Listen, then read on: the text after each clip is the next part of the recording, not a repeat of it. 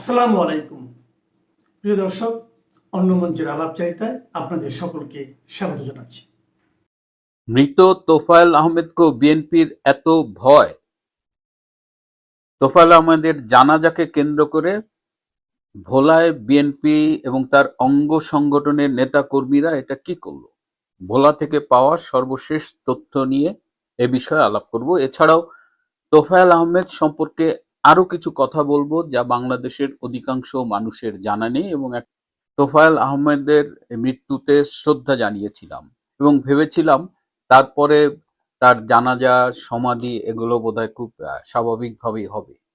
কিন্তু কাল ঢাকায় যখন ধানমন্ডিতে তোফায়েল আহমেদের জানাজা পড়ানো হলো, সেখানে যেভাবে পুলিশ বাধা দিয়েছে এবং ধানমন্ডি 10 এলাকার এমপি, যিনি তারেক রহমানের সরকারের 3টি মন্ত্রণালয়ের মন্ত্রী, সড়ক, সেতু, নৌ, রেলপথ, 3টা গুরুত্বপূর্ণ মন্ত্রণালয়ের মন্ত্রী শেখ রবিউল আলম, তার কিছু পোষ্য চেলা পেলারা গিয়ে সেখানে ব্যাপক তাওরাশ করেছে, বাধা দিয়েছে জানা যায়, কিন্তু ঠেকাতে পারেনি। সাধারণ মানুষ সেখানে ঠিকই গিয়েছে, সেখানে জয় বাংলার স্লোগান উঠেছে এবং সেই স্লোগান শুনে রবুল বাহিনী কাঁপাকাঁপি শুরু হয়ে গেছে।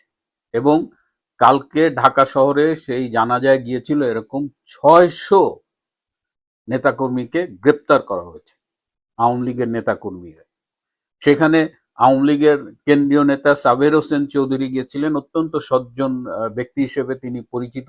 তাকেও সেখানে শারীরিকভাবে নিগৃহীত করা হয়েছে এবং সেখান থেকে সাবের হোসেন চৌধুরী সোজা চলে গিয়েছেন বাংলাদেশের মার্কিন রাষ্ট্রদূত ব্রেন ক্রিস্টেনসনের বাসায় এবং সেখানে তিনি রাত 8:30 পর্যন্ত ছিলেন। পুরো ঘটনা শুনে মার্কিন রাষ্ট্রদূত ব্রেন ক্রিস্টেনসন ভীষণ অস্বস্তি প্রকাশ করেছেন। আমি বুঝতে পারি না যে মৃত তোফায়েল আহমেদকে এত ভয় কেন। যে কথা বলছিলাম, যে এই তোফায়েল আহমেদ সম্পর্কে আমি কিছু তথ্য দেব যেটা আপনারা কেউ হয়তো জানেন না। 1 নম্বর হলো যে আব্দুল কুদ্দুস মাখন ছাত্রলীগের নেতা ছিলেন, আওয়ামী লীগ নেতা ছিলেন। সেই মাখন ভাই যখন অসুস্থ হলেন তখন তার চিকিৎসার জন্য অনেক টাকা লেগেছিল। এই চিকিৎসা পুরো টাকাটা জোগাড় করে দিয়েছিলেন তোফায়েল আহমেদ। বাংলাদেশ আওয়ামী লীগের রাজনীতি সম্পর্কে যারা খোঁজ খবর রাখেন তারা জানেন যে এক সময় বাংলাদেশের আওয়ামী লীগের রাজনীতিতে তোফায়েল গ্রুপ, রাজ্জাক গ্রুপ, দুটো প্রতিদ্বন্দ্বী গ্রুপ ছিল দলের ভেতরে। অথচ রাজ্জাক ভাই যখন অসুস্থ হলেন এবং বিলেতে দীর্ঘদিন চিকিৎসা করলেন, তখন তার ছেলে ন্যাশনাল ব্যাংক থেকে লোন নিয়ে রাজ্জাক ভাইয়ের চিকিৎসা করেছিলেন। পরবর্তীতে রাজ্জাক ভাই মারা গেলেন এবং এই লোন শোধ করবার সামর্থ্য তার ছেলের ছিল না। এদিকে ন্যাশনাল ব্যাংক থেকে কিন্তু বারবার টাকাটা দেওয়া হচ্ছিল। তখন এই তোফায়েল আহমেদ পুরো লোনটা শোধ করেছিলেন। আপনারা জাসদের সিরাজুল আলম খান দাদা ভাইয়ের কথা শুনেছেন। জাসদের থিঙ্ক ট্যাঙ্ক ছিলেন, একসময় ছাত্রলীগ করতেন। সিরাজুল আলম খান দাদা ভাই মৃত্যুর শেষ দিন পর্যন্ত এই তোফায়েল আহমেদ তাকে টাকা দিতেন, তাকে একটি মাসিক ভাতা দিতেন তোফায়েল আহমেদ। তো তোফায়েল আহমেদ এরকম খুব জনদরদী একজন মানুষ ছিলেন। তিনি যে কোনো জাতীয় রাজনৈতিক নেতা, সেটা বিএনপির হোক বা স্বাধীনতার পক্ষের হোক, তিনি কিন্তু সেই জানাজায় যেতেন। তিনি সবসময় খোঁজ নিতেন যে এই লোকটি মারা যাবার পরে তার পরিবারের কি অবস্থা হবে, যেটা আমি গতকালও আমার নিজের অভিজ্ঞতা থেকে বলেছি। তোফায়েল ভাইয়ের এই যে চিকিৎসার বিষয়ে তার ভূমিকা, এই ঘটনাগুলো আমাকে আজকে জানালেন আওয়ামী লীগের একদম শীর্ষ পর্যায়ের নীতি নির্ধারক একজন আমাকে জানালেন, যেটা আমি নিজেও জানতাম না। এবং তোফায়েল আহমেদ তার নিজের জীবনে অর্জিত সকল স্থাবর অস্থাবর সম্পত্তি ট্রাস্টের অধীনে দিয়ে গেছেন, মানুষের জন্য এই সম্পত্তি খরচ হবে। তো তোফায়েল আহমেদ এরকম একজন লোক ছিলেন। তার জানাজাকে কেন্দ্র করে ঢাকায় একটা ঘটনা ঘটানো হলো। এবার ভোলায় কি হলো আমরা একটু ফুটেজ দেখি। সরকারি স্কুলের মাঠে যে প্যান্ডেল করা হয়েছে সেটি ছিঁড়ে ফেলা হয়েছে, সব গেট ব্লক করা হয়েছে এবং বলেছে ভোলার মাটিতে তোফায়েল আহমেদের জানাজা হবে না। কিন্তু আলটিমেটলি এরা কি ঠেকাতে পেরেছে? সেখানে আর্মি গিয়েছিল, আর্মিকে সাধারণ মানুষই বলছে গো ব্যাক।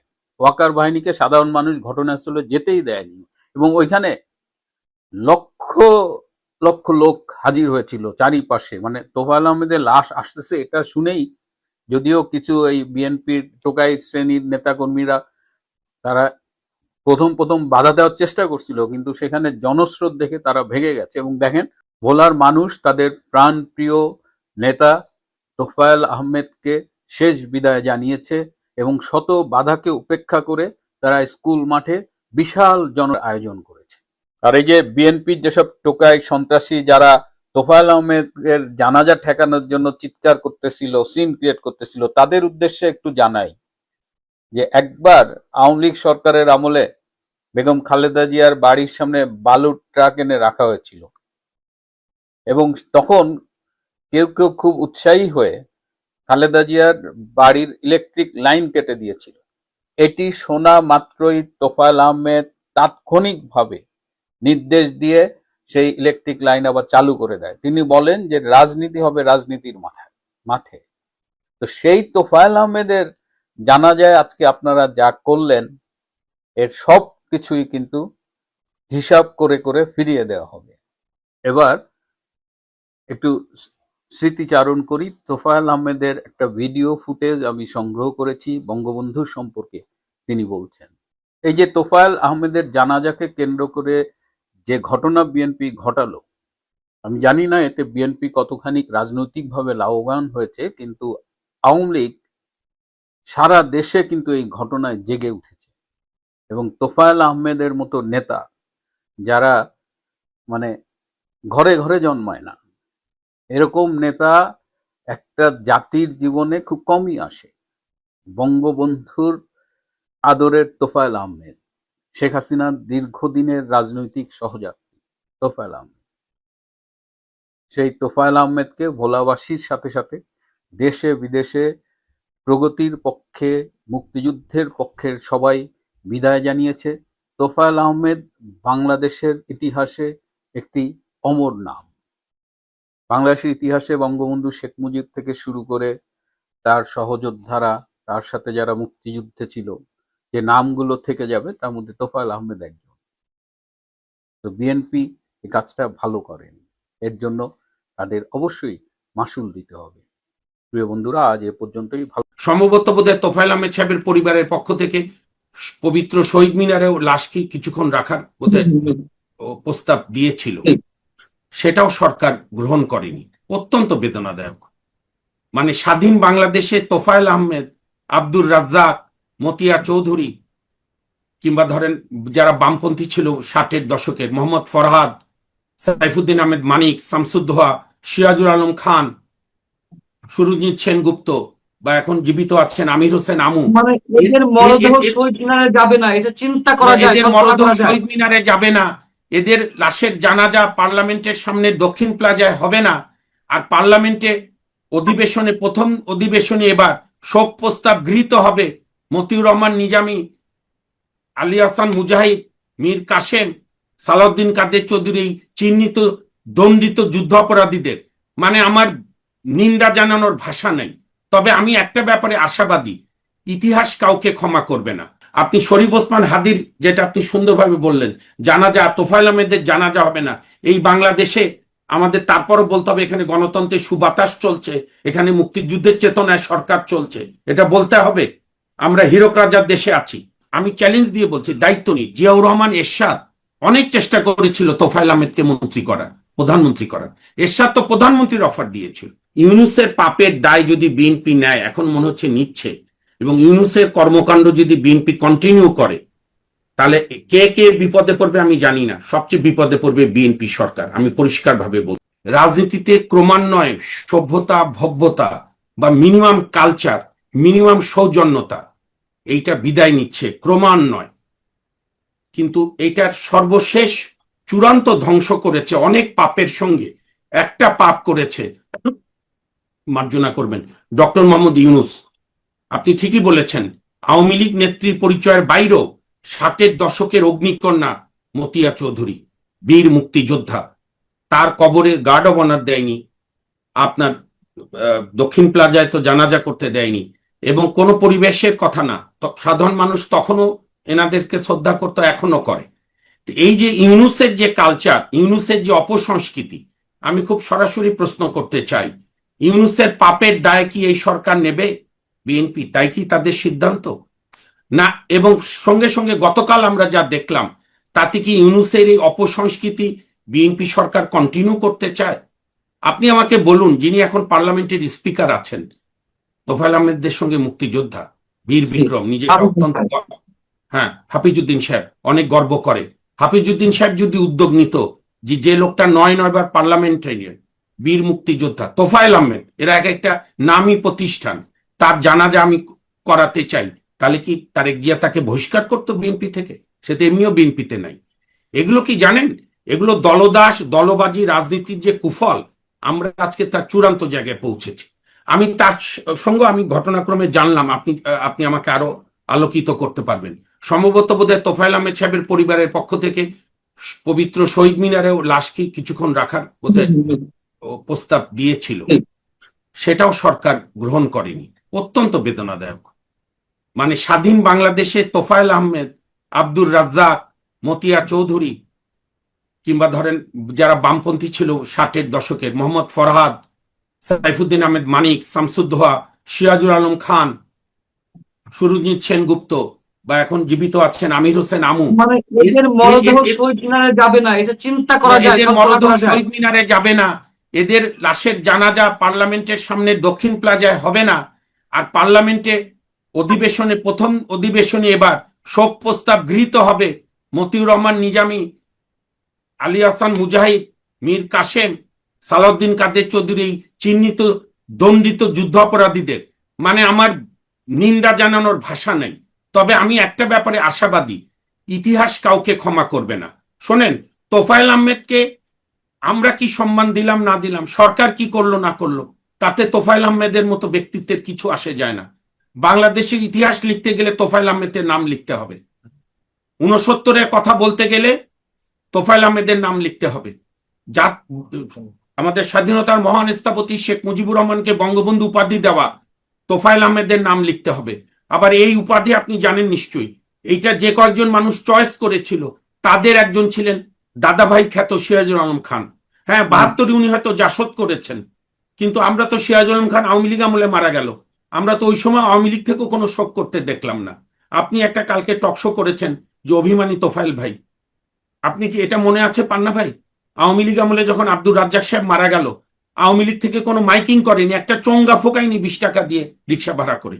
তারপরও রাজ্জাক সাহেবের এই আমার হাইকোর্টের, আমি যেখানে আছি পাশে আমাদের ঈদগায় রেকর্ড পরিমাণ মানুষ উপস্থিত হয়েছিল।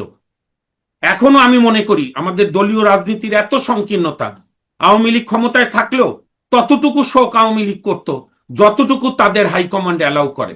অর্থাৎ আমরা কেউ আছি মুক্তই হতে পারছি না দলীয় সংকীর্ণতা থেকে, সুপারম্যানকে খুশি করার জন্য বা সুপারওম্যানকে। আর বিএনপি যেটা করলো, এনারা নতুন রাজনীতি শুরু করতে চায়, এনারা সৌহার্দ্যের রাজনীতি। আপনি সব বাদ দেন, বাংলাদেশ মুক্তিযুদ্ধের ইতিহাস লেখা হবে না তোফায়েল আহমেদের নাম ছাড়া। সেই তোফায়েল আহমেদ তো এখন, সেই তোফায়েল আহমেদের আপনি বলেন 15ই আগস্টে বঙ্গবন্ধুর মৃত্যুর পরে তোফায়েল আহমেদরা কেউ পালিয়ে গিয়েছিল ভাই?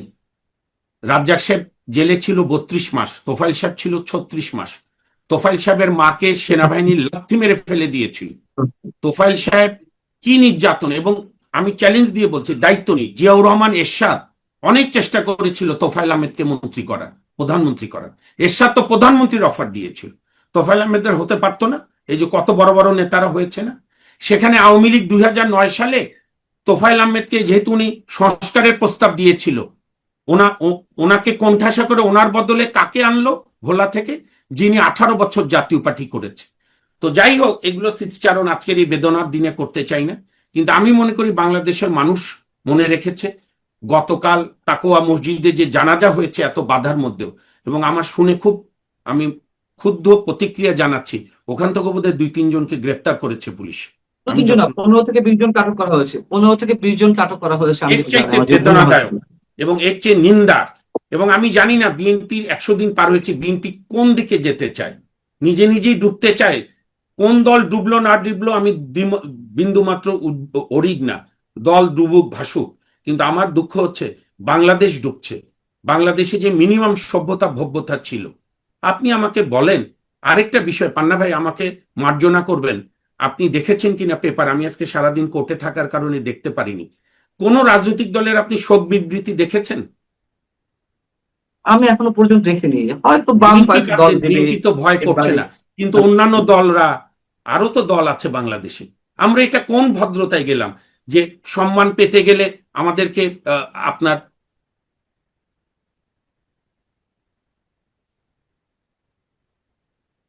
ভাই মিউট হয়ে গেছে। মামুন ভাই মিউট হয়ে গেছে। মামুন ভাই শোনা যাচ্ছে না, মিউট হয়ে গেছে, মিউট।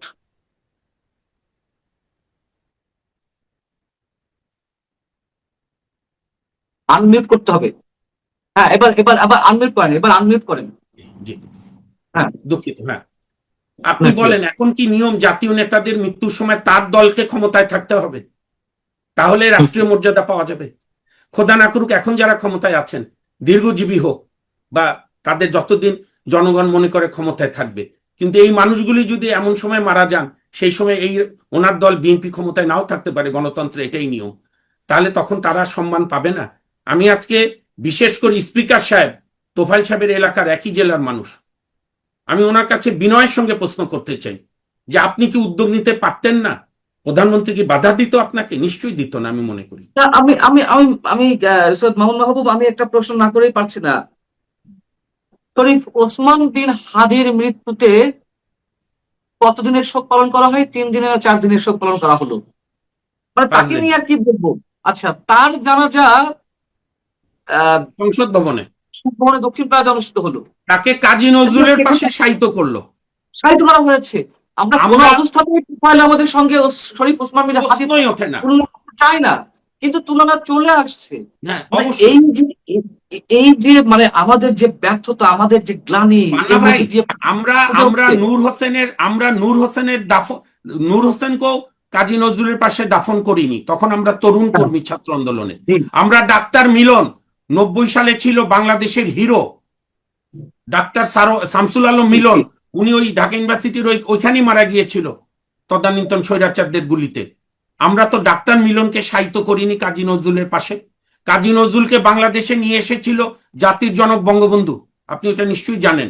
বঙ্গবন্ধু যখন ভারতে ট্যুরে গেলেন, আমি এটা বলতেই চাই, উনি উনি ইন্দিরা গান্ধীকে বলেছিল, আমার 2 জন লোককে আমি নিয়ে যাব বাংলাদেশে।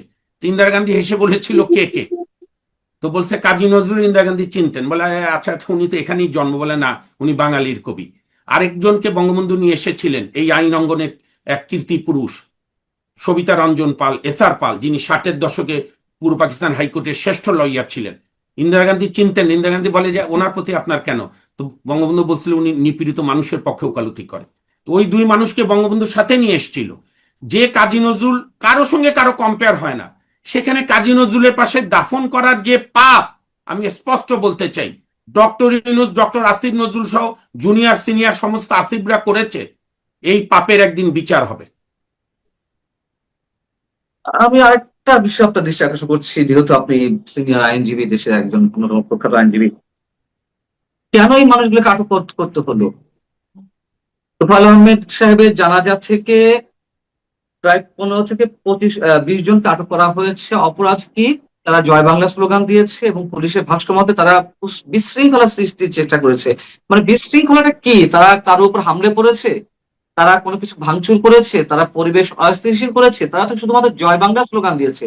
তো তোফায়েল আহমেদের জানাজা বা এই ধরনের কোনো অনুষ্ঠানে তারা জয় বাংলা স্লোগান দেবে নাকি বাংলাদেশ ইনকলাব ইনকলাব জিন্দাবাদ স্লোগান দিবে?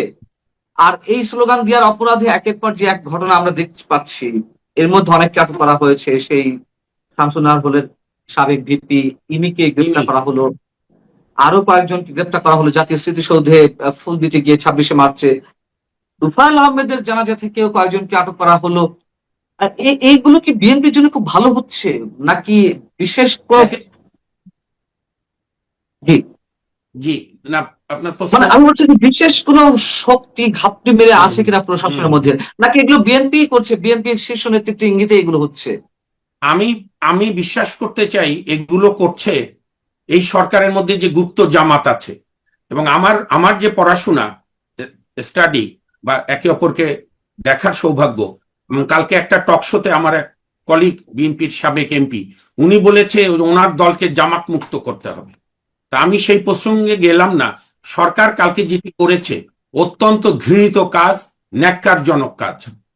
আমি জয় বাংলা স্লোগান দিচ্ছি আপনার সামনে, এবং রাস্তায় আমি ঠিক করেছি এরপরে যে কোনো জাতীয় দিবসে আমরা যে যাই বিভিন্ন সময় আমরা জয় বাংলা স্লোগান দেব।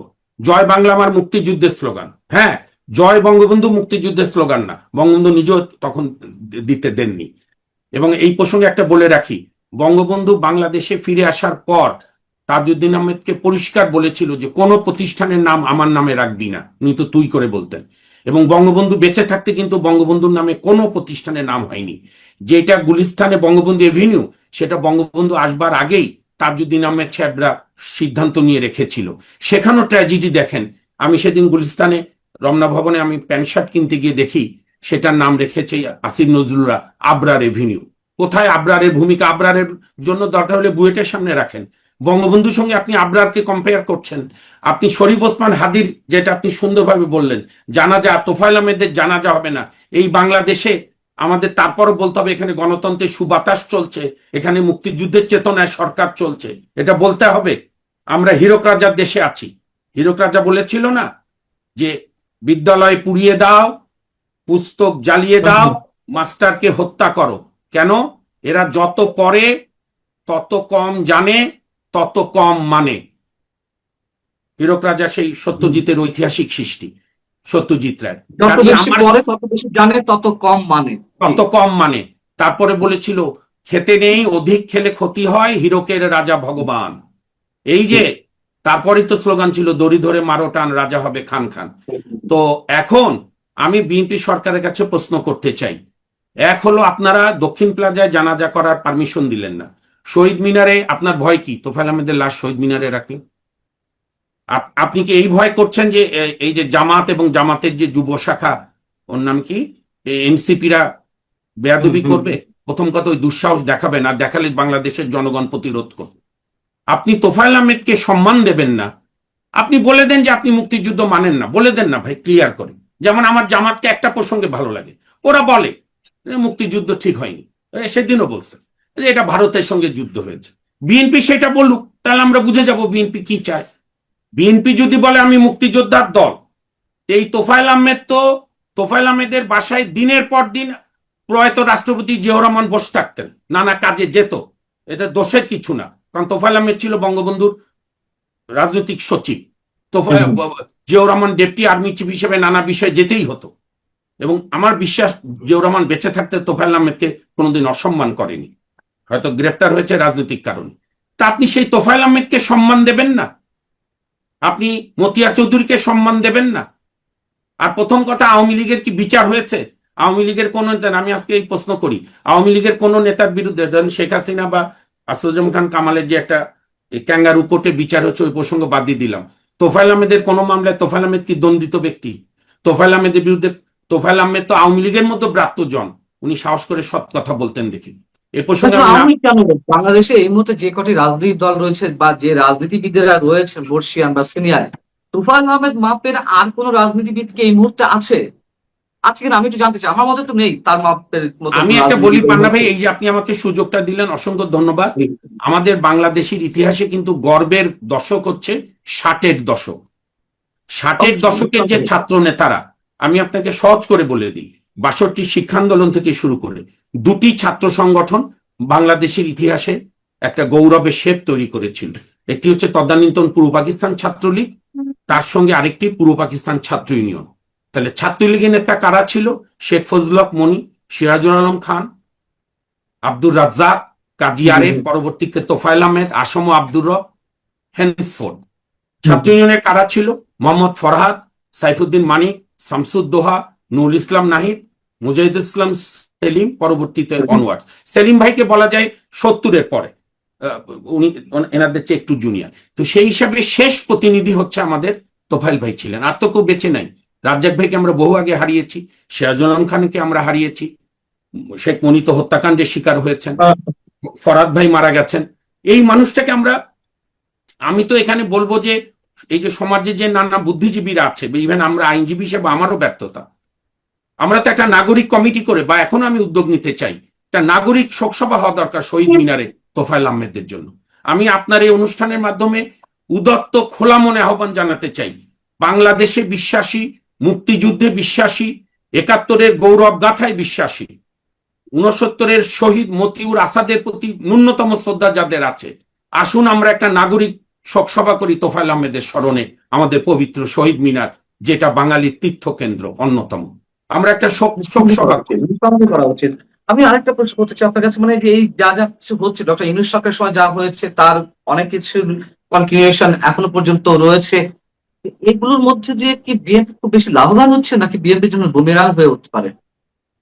আমি পরিষ্কার বলি, দেখেন বিএনপি তো অভিজ্ঞ রাজনৈতিক দল, তাদেরটা তারা ভালো বুঝবেন। আমরা একজন নাগরিক হিসাবে মনে করি ইউনূসের পাপের দায় যদি বিএনপি নেয়, এখন মনে হচ্ছে নিচ্ছে, এবং ইউনূসের কর্মকাণ্ড যদি বিএনপি কন্টিনিউ করে, তাহলে কে কে বিপদে পড়বে আমি জানি না, সবচেয়ে বিপদে পড়বে বিএনপি সরকার, আমি পরিষ্কারভাবে বলছি। কারণ দেয়াল লিখন ক্ষমতায় থাকলে বোঝা যায় না, একটা চশমা চলে আসে ক্ষমতার। আমি সারা দেশে মানুষের যে ক্ষোভ দেখছি, পান্না ভাই আপনাকে আমি একটু বিনয়ের সঙ্গে স্মরণ করাই, ইউনূস তো রাষ্ট্র ক্ষমতা ছাড়ার আগে পরে বহুবার বিদেশ গেছে, কোনোবার এত প্রশ্ন উঠেছিল ভাই? আর এবার যে সে গভীর রাতে তুরস্ক, টার্কিশ এয়ারওয়েজে যে আপনার কোথায় প্যারিসে গেল, ইভেন বাংলাদেশের সমস্ত মিডিয়াও বলল উনি কি আর ফিরবে, উনি কি ভয় পেয়ে চলে গেল? এই ক্ষোভ যদি বিএনপি বুঝতে না পারে, আমার ধারণা বুঝতে পারছে, কিন্তু বিএনপি কি রাজনৈতিক কৌশল নিচ্ছে, আমি এখনো প্রত্যাশা করি বিএনপি জনগণের দিকে থাকুক। কিন্তু তিনি ফিরলে আরো বরং শক্তিশালী হয়ে ফিরবেন, ডক্টর ইউনূস হ্যাঁ, সেটাই, তার হয়তো আরো বেশি শক্তিশালী হয়ে ফিরবে এরকম একটা বলা হচ্ছে। শক্তিশালী হয়ে ফেরা মানে তাহলে অপশক্তি শক্তিশালী হবে, বাংলাদেশ আক্রান্ত হবে। কারণ ইউনূস সাহেব 18 মাসে যে বাংলাদেশ উনি দেখিয়েছেন, মানুষের কিন্তু একটা মোহভঙ্গ হয়েছে, নালে কিন্তু একটা ওই থাকে না, যে মাছ ধরা না পড়ে মনে হয় সবচেয়ে বড় মাছ সে, যখন আপনি জাল দিয়ে মাছ ধরবেন, যে মাছটা ধরা না পড়ে মনে হয় যে ওইটাই ছিল বড় মাছ। তো মানুষের একটা ভুল আইডিয়া ছিল অনেকের, সবার, যে ইউনূস সাহেব দায়িত্ব নিলে বাংলাদেশ নাকি দুধের নহর বইয়ে যেত। ওইটি বাদ, বরং বাংলাদেশকে উনি পাকিস্তানের দিকে ধাবিত করেছে, মবক্রেসি আমদানি করেছে, জাতীয় বীরদেরকে অপমান করা, এবং আরেকটি অপরাধ শিশু হত্যার মতো, এই যে হামে টিকা না কিনে শিশুদেরকে মরতে বাধ্য করা। আমরা শেষ করবো অনুষ্ঠান, তার আগে আরেকটা বিষয় খুবই সেন্সিটিভ, এবং আমাদের রাজনীতি কোন দিকে যাচ্ছে, কতটা বিকৃত মানসিকতা পোষণ করছে, সে যে দলই হোক, সেটি আওয়ামী লীগ হোক, জামাতে ইসলামী হোক, কিংবা বিএনপি হোক, আমি সবার উদ্দেশ্যেই বলছি, দেখবেন যে বিরোধী দলের কেউ মারা গেলে, সেটি সিনিয়র হোক জুনিয়র হোক, অপোজিট দল থেকে যেভাবে এইসব মৃত্যুকে কেন্দ্র করে তুচ্ছ তাচ্ছিল্য স্ল্যাং ইউজ করা, সেই ব্যক্তি সম্পর্কে আলহামদুলিল্লাহ বলা, মাশাল্লাহ সুবহানাল্লাহ, এই যে যে একটা ভয়ঙ্কর অপসংস্কৃতি, একটা ঘৃণার প্রচন্ড বহিঃপ্রকাশ একজনের প্রতি আরেকজনের। আমরা তোফায়েল আহমেদের ক্ষেত্রে দেখলাম এর আগে, আমি নিশ্চয়ই তোফায়েল ভাইয়ের সঙ্গে কারোর সঙ্গে তুলনা করতে চাই না, জাস্ট এক্সাম্পল দেওয়ার জন্য বলছি, এর আগে কারিনা নামে একটা মেয়ে মারা গেল, সেই জুলাই যোদ্ধা ছিল না কি ছিল, তাকে নিয়ে অনেক ধরনের আজে বাজে কথা বলা হয়েছে। এর আগে আবার আওয়ামী লীগের কেউ মারা গেলে তার সম্বন্ধেও জামাত কিংবা বিএনপি পক্ষ অনেক পক্ষ থেকে অনেক ধরনের আজে বাজে কথা বলা হয়েছে, এনসিপি পক্ষ থেকে আজে বাজে কথা বলা হয়েছে। ঠিক তোফায়েল ভাইয়ের ক্ষেত্রেও আমি সেই ধরনের মানে জঘন্য কুৎসিত সব মন্তব্য ফেসবুকের বিভিন্ন জায়গায় বিভিন্ন প্রোফাইল থেকে দেখলাম। এই ঘৃণার চার্জ কেন হলো, আর এটি কতদিন চলবে, আমরা আমাদের কোথায় নিয়ে যাবো? জি, আমি বলি, এটা আমিও লক্ষ্য করেছি বেশ কিছুদিন ধরেই, এই অসভ্য বাংলাদেশ আমরা চাই না। আমাদের বাংলাদেশের একটা নর্মাল ভদ্রতা আছে, পাড়ার যে লোকের সঙ্গে আপনার সারা জীবনের শত্রুতা, মামলা আছে, আপনাকে গ্রেপ্তার করিয়েছে, তার জানাজা কিন্তু ওই পাড়ার লোকটা প্রথম পড়তে যায়। আমরা আমাদের মুসলমান ধর্ম অনুযায়ী কেউ মারা গেলে আমরা জানাজায় যাই।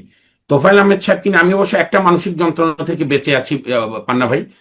ওই আমি একবার একটা ফেসবুক খুলেছিলাম, একটা মন্তব্য করেছিলাম, আওয়ামী লীগ আমলে আমাকে এই জন্য কন্টেম করেছিল তদানীতন অ্যাটর্নি জেনারেল চিফ জাস্টিস মিলি। তারপর যে আমার মেয়ে বাধ্য করেছিল যে আব্বু তুমি আর ফেসবুক চালাও না, তো এই একটা ভালো সিদ্ধান্ত এসে আমি নিউসেন্স দেখতে হয় না। কিন্তু আমি বলছি এই যে অপসংস্কৃতি, এই শোনেন, তোফায়েল আহমেদের মৃত্যুতে খুশি হবে কারা, আমি সহজ করে বলি, আমি বিশ্বাস করি বিএনপিরা খুশি হয়নি, তারা হয়তো দলদাস দলবাজের কারণে চুপ করে আছে। এই জন্যই তো আমি কোনো সরাসরি রাজনৈতিক দল করি না, যে আমি কারো চাকর হব না। আজকে চাকরামির সংস্কৃতি তো দেখছেন আপনি। কিন্তু তোফায়েল আহমেদের মৃত্যুতে খুশি হবে স্বাধীনতা বিরোধী জামাত, কারণ তাদের স্বপ্ন চুরমার করে দিয়েছিল তোফায়েল আহমেদ, রাজ্জাক সাহেব, সিরাজুল আলম খান থেকে শুরু করে বঙ্গবন্ধুর নেতৃত্বে, তাজউদ্দিন আহমেদের যৌথ নেতৃত্বে। কাজেই তাদের বিকৃতি কি হয় আমি জানি না, কিন্তু আমি আমি আমি এখনো প্রত্যাশা করব বিএনপির শেষ সময় হলো বোধোদয় হোক। তারা যে গণতান্ত্রিক রাজনৈতিক দল, তারা বিবৃতি দিক তাদের ভালোর জন্যই, তোফায়েল আহমেদের জন্য লাগবে না। আর অন্যান্য রাজনৈতিক দলও, এবং আমরা যদি এই সংস্কৃতি চালু করি তাহলে তো একটা বাংলাদেশের মধ্যে 5-6টা বাংলাদেশ বানাতে হবে। এইটুক জায়গা বিএনপির, এটুক জায়গা আওয়ামী লীগ, এটুক জায়গা অমক, ওইটুক জায়গা অমক। এই অসভ্যতা, এই ভব্যতা আমরা কবে শিখব? আমাদের তো এটা ছিল না। এইটা আমদানি হয়েছে নানা কারণে, কিন্তু মূলত আবারও আপনি হয়তো বলবেন মামুন আপনি প্রত্যেক কথায় ওনাকে জড়াচ্ছেন কেন, এটি মূলত এই ব্যাড সংস্কৃতি আমদানি হয়েছে ডক্টর ইউনূস, আসিফ নজরুল এদের হাত ধরে। কারণ কি আপনি মনে রাখবেন, বাজে জিনিসটাই মানুষ বেশি ফলো করে। স্কুল জীবনে আপনি ফাঁকি দেওয়া একবার শিখলে ফাঁকিটাই আপনার বেশি ভালো লাগতো। তো সেরকম ইউনূসরা যে অপসংস্কৃতি চালু করেছে এইটি তার প্রমাণ। তবে মতিয়া চৌধুরী, তোফায়েল আহমেদদেরকে ইউনূসরা কি করলো না করলো এতে যায় আসে না। ইউনূস ইতিহাসে চিহ্নিত হবে একজন স্বাধীনতা বিরোধী, বাংলাদেশের মানুষের স্বপ্ন ধ্বংসকারী, সভ্যতা ধ্বংসকারী, এবং 32 ভাঙার যে পাপ করেছে ডক্টর ইউনূস এবং আসিফ নজরুলরা, কোনো মার্জনা হবে না। সরকার বিচার না করলো কোনো না কোনো দিন বিচার হবে, না হলে মানুষ গণ আদালত করে ইউনূসদের পাপের বিচার হবে। বিএনপি তো অফিসিয়ালি জয় বাংলা স্লোগান নিষিদ্ধ করেনি, করবার কথাও না মুক্তিযোদ্ধার দল। শুধু জয় বাংলা স্লোগানের জন্য গ্রেপ্তার, এর চাইতে বড় অন্যায় আর নেই। ধন্যবাদ। এবং আপনি ডক্টর ইউনূসের কথা বলছেন, ডক্টর ইউনূস সরকারের সময় আমরা দেখেছি যে আরেক মুক্তিযোদ্ধা মাইনুদ্দিন খান বাদল, হ্যাঁ, তার তার কবর গিয়ে কবরে আগুন জ্বালিয়ে দেওয়া হলো। ছি, কি না হয়েছে! লজ্জা, ঘৃণা জানাই আমি এই যারা করেছে। আমি বিশ্বাস করি এরা আমার বাংলাদেশের নাগরিক না, হয়তো জন্মেছে নাগরিক কিন্তু চেতনায় পাকিস্তান। এটাই হচ্ছে ট্র্যাজেডি। এখানে কি আর বলা, মানে আপনি যে বলছেন যে লাল বদরদের আহাজারি, হ্যাঁ লাল বদরদের তো আহাজারি, তাদের 2-3 রকমের আহাজারি। একটা এক আহাজারি হলো জয় বাংলা স্লোগানে তারা খুবই বিরক্ত এবং তারা মানে অস্বস্তিতে ভুগছে। জয় বাংলা স্লোগান তো তারা শুনতে চায় না, কিন্তু কথা হচ্ছে যে জয় বাংলা স্লোগান তো নিষিদ্ধ না, কিন্তু তারা শুনতে চায় না এবং সেটা নিয়ে তাদের অস্বস্তির কারণে আপনি যেটা বললেন যে অনেক অ্যারেস্ট হয়েছে। আমি যতটুকু জানি যে ধানমন্ডি অনেকক্ষণ পর্যন্ত ধানমন্ডি ধাওয়া পাল্টা দেওয়া হয়েছে, অনেকক্ষণ পর্যন্ত।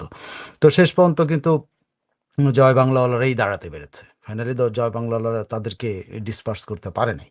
এটাই হলো পজিটিভ দিক, যে শেষ পর্যন্ত এরা দাঁড়িয়েছে। এবং চিটাগংয়ে যেরকম ছিল, তবে চিটাগংয়ের চেয়ে ঢাকারটা একটু মনে হচ্ছে যে আওয়ামী লীগ অতটা সংঘবদ্ধ ছিল না। যদিও আওয়ামী লীগ যতটুকুই করেছে, এটা মনে হচ্ছে যে ঢাকার মতো জায়গাতে আওয়ামী লীগ আবার মিছিল করছে। সে তোফায়েল আহমেদের মানে আমাদের এই জানাজাকে কেন্দ্র করে, জানাজা শেষে তারা যে মিছিল করছে, এটা একটা বিশাল ব্যাপার আওয়ামী লীগের জন্য। এটা একটা বড় ধরনের স্টেপ। চিটাগংয়ে তারা যে ইঞ্জিনিয়ার মোশাররফ হোসেনের পরে তারা যে ইয়েটা দেখিয়েছিল, ডেমনস্ট্রেশন দেখিয়েছিল, সেটা পরে এটা সবচেয়ে বড় ডেমনস্ট্রেশন। এবং আমার মনে হয় এইটা পুরো বিদেশের আওয়ামী লীগের নেতাকর্মীদেরকে বা মুক্তিযোদ্ধাদের পক্ষের মানুষদের একটু অনুপ্রাণিত করবে। শুধু অনুপ্রাণিত না, তাদেরকে খাঁচা থেকে বের হয়ে আসার সাহস যোগাবে। কিন্তু এই এই পরিস্থিতিতে আপনি যেটা বললেন যে লাল বদরদের অবস্থা খুব, আমি বেশ কয়েকজন লাল বদরের রিয়াকশান দেখলাম। তো সেই রিয়াকশানের মধ্যে একজন যে লাল বদর যারা আমরা ধরেন দুর্গন্ধ সচিব বলি বা এই বলি, কি বলে ওনাকে আমরা দুর্গন্ধ সচিব বলতাম আর কি, আমার যতটুকু মনে পড়ে। অনেকে ডাস্টবিন বলেন। আমি বিস্মিত হয়েছি, এরা ধর্মের লেবাস পরে, এরা ধর্মকে মনে করে যে বা, এবং এর বহু স্ট্যাটাসে পাবেন যে ধর্মের প্রতি তার যে অনুরাগ, এই ধর্মানুরাগী এই দুর্গন্ধ সচিবটা, যার মুখ থেকে দুর্গন্ধ এসে আজকের মতো দিনে একজন মানুষ মারা গেছে। মানুষ মারা গেলে কি করে দেখেন, জানাজাতে যে কি বলে, সবাই বলে যে এই মানুষটা ভালো ছিলেন। মানুষ চেষ্টা করে যে একজন মানুষের প্রশংসা করার জন্য, যে অ্যাটলিস্ট তার সম্পর্কে বাজে কথা না বলা, এগুলো চেষ্টা করা হয়। আমি যতটুকু জানি এটা ধর্মের অনুশাসনও এটাই বলে যে আপনি একজন মৃত মানুষের সমালোচনা করবেন না, একজন মৃত মানুষকে নিয়ে আপনি কটু কথা বলবেন না। চেষ্টা করে। আপনি যে কারণে দেখেন যে জানা যায় আত্মীয়স্বজন বা স্বজনরা বা ছেলে বা মেয়ে থাকলে তারা এসে ক্ষমা চায় যে আমার ফ্যামিলি বা যিনি মারা গেছেন তিনি কোনো অপরাধ করে থাকলে তাকে মাফ করে দিয়েন। এবং তিনি বলা হয় যে তিনি কোনো দেনা-পাওনা থাকলে সেগুলো আমার কাছে আসেন। মানে একটা সেটেলমেন্ট, মানে একজন মানুষ মারা গেছে। তিনি মারা গেছেন। তিনি যেই হন, ৬৯ এর গণঅভ্যুত্থানের নায়ক বলেন আর উপনায়ক বলেন বা যাই বলেন না কেন, তিনি তো আর নাই। তিনি একজন মানুষ, তিনি মারা গেছেন। সেই মানুষ মারা যাওয়ার রিঅ্যাকশনটা যদি আপনি এদের ইয়েটা দেখেন, আ প্রত্যেকের মধ্যে একটা কনজারভেটিভ একটা ইয়ে আছে যে ওরা এই তোফায়েল আহমেদ মারা যাওয়ার মাধ্যমে আওয়ামী লীগ যেন বাইরে চলে না আসে। এই জন্য একটা আহাজারি আছে সব জায়গায়। সব আমি অনেকের স্ট্যাটাস, কিন্তু একটা স্ট্যাটাস আপনাদেরকে পড়ে শোনাতে চাই যে এইটা দেখলে আপনি বুঝতে পারেন যে এদের সমন্বিত চিন্তাটা কি। সমন্বিত চিন্তাটা হলো এরা এখন পর্যন্ত বাংলাদেশের মুক্তিযুদ্ধকে অ্যাকসেপ্ট করে না। এই প্রথমবারের মতো একজন লোক আমি পেলাম, এই একটা বদমাইশ পেলাম বাংলাদেশে বসবাস করে, বাংলাদেশের বাতাস খায়, বাংলাদেশের এর বাপ মা ১৪ গোষ্ঠী বাংলাদেশের বাতাস খেয়েছে, এই খেয়েছে, সেই খেয়েছে, বাংলাদেশে চাকরি করে বাংলাদেশের জনগণের ট্যাক্সের পয়সায় বেতন নিয়েছে। এই লোকটি বাংলাদেশে চাকরি করেছে, বাংলাদেশে হাওয়া বাতাস খেয়েছে। সেই লোকটার বাংলাদেশের গণ-অভ্যুত্থান নিয়ে সে কি বলছে? মানে তাদের অ্যালার্জি বাংলাদেশের স্বাধীনতা। এই এই পাকিস্তানের জারজগুলি এই পাকিস্তানি জারজগুলি যে পাকিস্তানি, এরা পাকিস্তানিও না কিন্তু। এরা যদি পাকিস্তানি হইতো একটা কথা ছিল যে হ্যাঁ, পাকিস্তানি, আমরা পাকিস্তানি কিন্তু এগুলো পাকিস্তানের জারজ সন্তান যাদেরকে আমরা চিনতাম না। এর এই আজকের স্ট্যাটাসের মধ্যে দিয়ে আপনি এই জারজটার আরেকটা পরিচয় পাওয়া গেল। এটা শুধু আমি তো একদিন দুর্গন্ধ বলতাম, এখন একে পাকিস্তানি জারজ সন্তান বলা ছাড়া এদের কোনো উপায় নেই আর কি। কেমন দেখেন, শুনুন সেই পাকিস্তানি জারজ সন্তানটা কি বলছেন। বলছে তোফায়েল আহমেদ তিনি আবার বাংলায় লিখতে পারেন না, তিনি আংরেজ সাংবাদিক ছিলেন, তিনি আংরেজিতে লিখছেন। তো আমি আংরেজিটা একটু অনুবাদ করে দেওয়ার চেষ্টা করি। উনি যদিও অনেক কঠিন বাঙালিরা আবার যখন লেখেটাকে তখন কঠিন শব্দ দিয়ে লেখে যাতে পাবলিক বুঝতে না পারে। তো আমারও তাই মনে হচ্ছে, আমি মাঝে মধ্যে বুঝতে পারি নাই। তা ওনার ইংরেজি অত্যন্ত শক্তিশালী, ইংরেজদের থেকেও শক্তিশালী, যে কারণে আমার দাঁত ভেঙে গেছে আর কি ওনার ইংরেজি বুঝতে। তারপর দেখেন এরা যে পাকিস্তানের জারজ সন্তান, পাকিস্তানিদের এরা যে বাঙালি রক্তের মধ্যে বাঙালি রক্তকে দূষিত করছে, এইটার প্রমাণটা দেখেন। একদম ভেরি ফার্স্ট সেন্টেন্স সে বলছে, তোফায়েল আহমেদ ওয়াজ অ্যাবোভ অল এ সার্ভাইভার। একদম উনি বেঁচে গেছেন আর কি, একদম বেঁচে গেছেন in the treacherous terrain of Bangladeshi politics. Treacherous বলতেছে বাংলাদেশের পলিটিক্স হলো ট্রেচারাস, বাংলাদেশের যে ট্রেচারি করা, মানে কি বলে এটাকে, এটা কি বলে বলো না, মির্জাফরি করা, মির্জাফরি রাজনীতির, বাংলাদেশের মির্জাফরি রাজনীতির আহ, তিনি একজন স্টেলার ছিলেন। মিথোলাইজড করছেন কি 1969-এর মাস আপরাইজিং, ওটা নাকি এটা ট্রেচারাস ইয়ে কি বলে টেরেইন বাংলাদেশে, মানে এটা হলো বাংলাদেশ বেইমানি করছে কারোর সাথে। মানে ৬৯-এ উনি কিন্তু বেইমানি, এই ইঙ্গিতটা উনি করেছেন যে ৬৯-এরও বেইমানি করা হয়েছে বাংলা, মানে পাকিস্তানের বিরুদ্ধে যাওয়া হয়েছে। এবং ৬৯-এর মাস আপরাইজিংকে উনি বলছেন এটাকে অহেতুক, এটাকে বড় করে দেখানো হয়েছে, মিথেলাইজ করা হয়েছে। হ্যাঁ, ওনার ভাষ্য অনুসারে এই বদমাইশটা এই কথাগুলো লিখেছে। আমি তাকে বদমাইশ না বলে পারলাম না, সেও আমার গালি দিবে নিশ্চয়ই, কিন্তু আমি তাকে না বলে পারলাম। আমি সাধারণত কাউকে গালি দিই না, কিন্তু আমার মুখ থেকে এখন জারজ এবং বদমাইশ ছাড়া আর আমার অন্য কোনো ভাষা তার জন্য ভালো ভাষা মানে আমার কাছে আর নাই। আর আমি আর এর সাথে কঠিনগুলো বলতে পারি না, কিন্তু এইটা পর্যন্ত বলতে পারি। সে বলতেছে যে এইটাকে মিথোলাইজড করেছে, মানে এটা বড় করে দেখানো হয়েছে। বাংলাদেশে গণ-অভ্যুত্থান নাকি বড় কিছু ছিল না। ৬৯-এ গণ-অভ্যুত্থান বড় কিছু না, এবং ট্রেচারাস টেরেইন বাংলাদেশের পলিটিক্সের। এই ৬৯ নাকি বাংলাদেশের ট্রেচারাসের, বাংলাদেশের মির্জাফরি টেরেইন, মানে পাকিস্তানের সাথে বাংলাদেশ মির্জাফরি করছে, এটা সে বুঝে চেয়েছে। সেখানে সে বলতেছে কি, আরো বলছে, while historian still debate the true scale of the movement and its actual efficacy in ousting general Ayub Khan. বলছে যে হিস্টোরিয়ান নাকি এখনো ডিবেট করে যে ৬৯-এর গণ অভ্যুত্থান আসলেই এত বড় ছিল কিনা। হিস্টোরিয়ান নাকি এখনো বিতর্ক করে এটা নিয়ে, এটা নাকি কোনো, এবং এটাই কি আসলে আইয়ুব খানকে ক্ষমতাচ্যুত করেছিল, এটা নাকি প্রশ্ন করে কোন হিস্টোরিয়ান, এই বদমাইশ কোন হিস্টোরিয়ানের লেখা পড়ে। এবং এই বদমাইশটাকে সামনে পাইলে এটা চড়ানো ছাড়া আর কিছু নাই, যে সে কোন হিস্টোরিয়ানের উদাহরণ দিতে পারবে যে ওই হিস্টোরিয়ানরা বলতে পারে যে ৬৯-এর গণ অভ্যুত্থান নাকি মানে বড় করে দেখানো হয়েছে। ৬৯-এর গণ অভ্যুত্থান নাকি এটা ট্রুলি আসলে আইয়ুব খানকে উৎখাত করছিল কিনা, এটা নিয়ে সন্দেহ আছে। এটা নাকি হিস্টোরিয়ানরা এখনো ডিবেট করে। এই বদমাইশটা কোন হিস্টোরিয়ানে যায়, সেই হিস্টোরিয়ানটা বের করে ওর হিস্টোরিয়ানের কাপড় চাপড় খুলে ফেলানো উচিত, যদি কোন হিস্টোরিয়ানটা লিখে থাকে। সে যাকে উদাহরণ দিতে চায় সে লোকটার নাম যদি সে বলে, ওর তো কাপড় চাপড় খোলা উচিত। ওরে কাপড় চোপড় খুলে ওরে পাকিস্তানে পাঠানো উচিত। ওরে কাপড় চোপড় সহ বাংলাদেশের কাপড় চোপড় সহ ওরে বাংলাদেশের তৈরি কোনো কাপড় চোপড় পরায় ওরে কিন্তু বাংলাদেশে থাকতে দেওয়া উচিত না।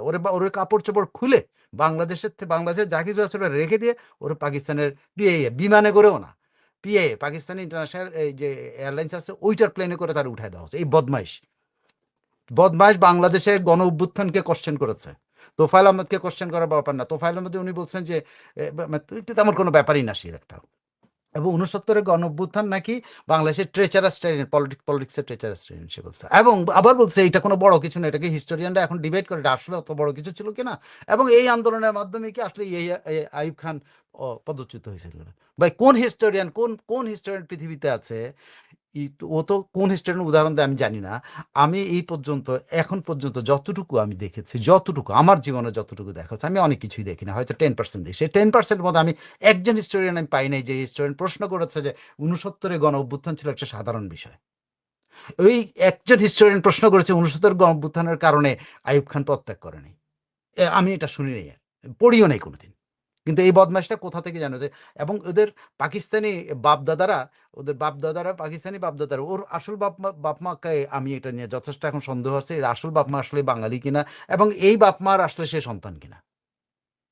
কেন এই বাপমাও যদি বেঁচে থাকতো এরে কিন্তু এখন ত্যায্য করার মতো অবস্থা। কিন্তু বাপমা কিন্তু লজ্জা পাইতো যে আমার সন্তান এই কথাবার্তা বলে।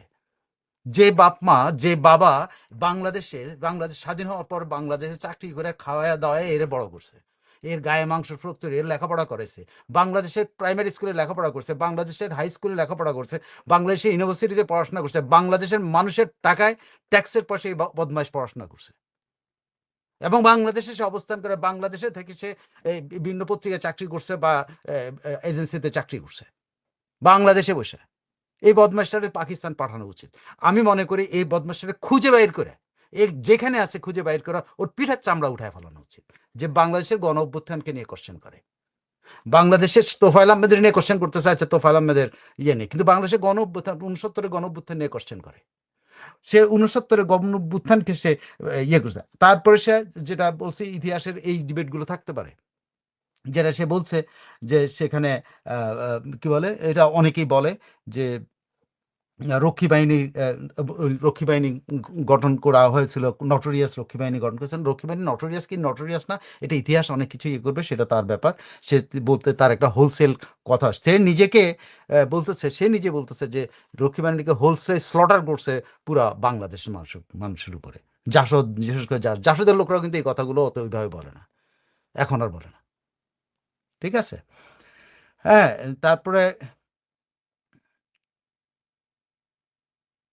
সে বলতে যাচ্ছে সে নাকি তোফায়েল আহমেদ নাকি 1970-এর পরে নাকি পলিটিক্সে রিহ্যাবিলিটেট হয়েছে। সে বলতে চাইছে তারে নাকি কোন অথর বলছে, ইন্ডিয়ান অথর, নামটাও কিন্তু উল্লেখ করেনি, কোন ইন্ডিয়ান অথর এই বদমাইশটার কাছে বলছে ইন্ডিয়ান অথরদের সাথে ওনার খুব খাতির আছে। কোন ইন্ডিয়ান অথরের সাথে ওনার খাতির আছে আমার যথেষ্ট সন্দেহ। এর সাথে ওইখানে ওই যে কি বলে ওই যে বলো না চটি পুস্তকের কোনো অথরের সাথে হয়তো দেখা হয়ে থাকতে পারে। সেই ইন্ডিয়ান অথর নাকি তাকে বলছে যে কি তার বলছে যে তাকে কি বলে, দাঁড়ান, ইন্ডিয়ান অথর তাকে বলছে যে তাকে নাকি সার্পেন্ট ইন দ্য গ্রাস,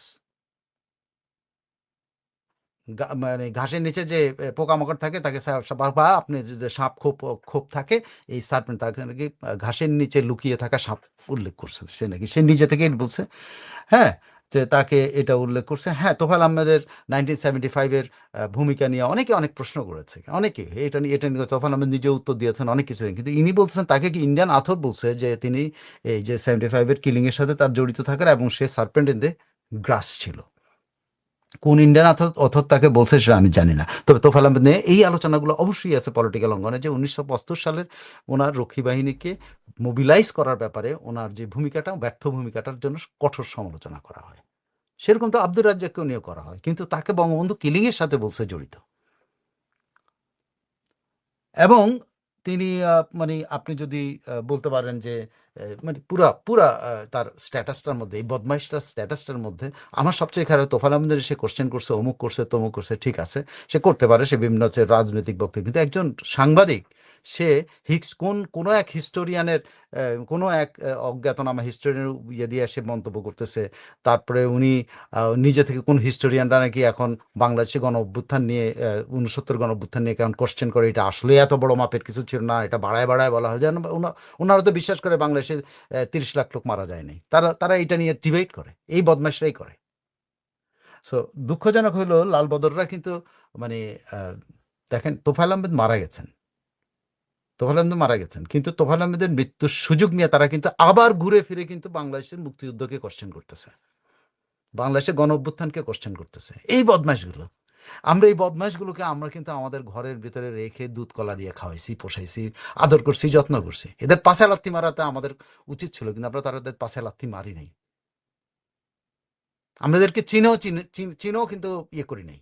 এটা আমাদের দুর্ভাগ্য শুধু না, এটা আমাদের ব্যর্থতা যে আমরা আমরা আমরা জেনে শুনে আমরা এই দুধ কলা দিয়ে সাপ পুষছি। আমরা বঙ্গবন্ধু এই জাতিটাকে এক করার জন্য উনি অনেক চেষ্টা করছেন, উনি অনেক ক্ষমা সুন্দর দৃষ্টিতে দেখেন, যদিও উনি খুনি, অগ্নিসংযোগকারী, এদের কাউকে মাফ করেন নাই, কিন্তু তারপরে উনি তো যারা মানে হত্যা, খুন, কি বলে, রাহাজানি এবং অগ্নিসংযোগের সাথে জড়িত, তাদের মাফ করে, তাদেরকে তো উনি সমাজে অ্যাকসেপ্ট করেছে, আর সেগুলোই কিন্তু এখন এগুলো করতেছে, সেগুলোই কিন্তু এগুলো করতেছে।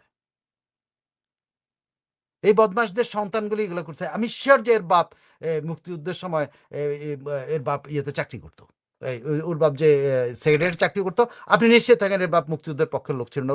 ওর বাপ ওই পাকিস্তানের ওই সময়টাকে ওখানে চাকরি করতো, ও ও ও ওই কোলাবোরেটর ছিল, একদম কনফার্ম। একদম এটা আমি নিশ্চিত, 100 ভাগ কনফার্ম এই বদমাশটার বাবা কোলাবোরেটর ছিল, এটা এবং নিশ্চিত। এই বদমাশটাও কিন্তু ওই মুক্তিযুদ্ধের ওই সময়টাতে কিন্তু ইয়া কিন্তু যে ওই কি বলে মতিঝিল কলোনির ওখানেই থাকতো, ওরা কিন্তু আরাম আয়েসেই ছিল, যে কারণে ওরা ওইগুলো ওই সময়টার কষ্টটা ওরা বুঝে না। ওরা তো আরাম আয়েসে ছিল, ওরা তো পাকিস্তানিদের তেল মাইখা, পাকিস্তানের আমি শব্দ তেল মাইখা ওরা চলছে, পাকিস্তানিদের সাথে ওর বাপ চলছে, পাকিস্তানিদের সাথে আর কি করছে আমরা তো জানি না। এখন এর বাবার ইয়াও তো খোঁজা উচিত, কি বলে এই ইতিহাস ঘাটা খুঁজে বাইর করা উচিত। আপনি নিশ্চিত থাকেন এরকম, আপনি যাকে আমি এই পর্যন্ত যতগুলি দেখছি না, সবগুলি এটা কিন্তু একদম ওই সময় সঠিক। কোলাবোরেটর, কিন্তু এরা মাপ পেয়ে গেছে, এর হলো সরকারি চাকরি করতে, এরা কোলাবোরেটর চাকরি পেয়েছে, এবং সেই কোলাবোরেটরের সন্তানগুলি আজকে এইগুলো করতেছে।